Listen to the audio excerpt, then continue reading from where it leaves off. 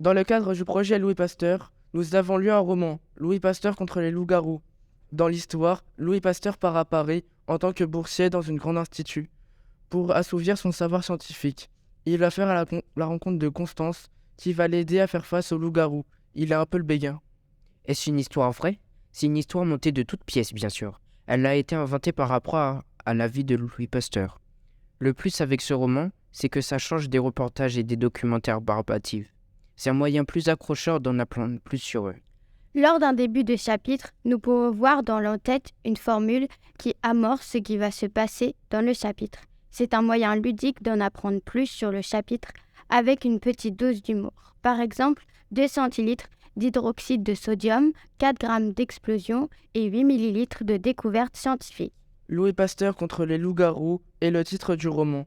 Il est paru en 2016 aux éditions Didier Jeunesse. Ce roman comporte 214 pages et le type du roman sont policier fantastique scientifique historique, scientifique romantique. Ça fait beaucoup de genres pour un seul livre, mais c'est une nouvelle façon d'écrire très appréciée aujourd'hui.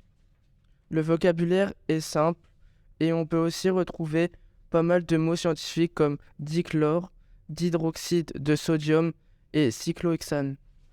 L'autrice est contemporaine. Elle s'appelle Flore Visco. Elle est née en 1981.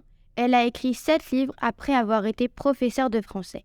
Son genre de livre est la littérature jeunesse. À l'insu de l'aventure Pasteur, a-t-il mis au point un vaccin contre les loups-garous?